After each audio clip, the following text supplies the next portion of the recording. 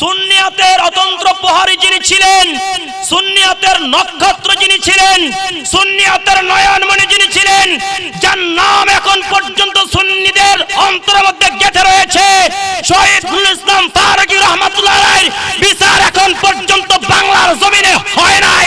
একটা মাত্র কারণ, আমরা সুন্নিরা একতাবদ্ধ হয়ে বিচার দাবি করতে পারি নাই। জোরে বলো ঠিক কিনা?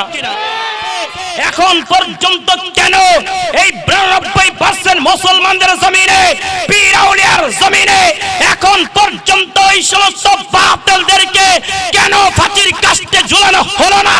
কেন এখন পর্যন্ত অ্যারেস্ট করতে সক্ষম হলো না? আমরা সুন্নি জনতা জবাব চাই।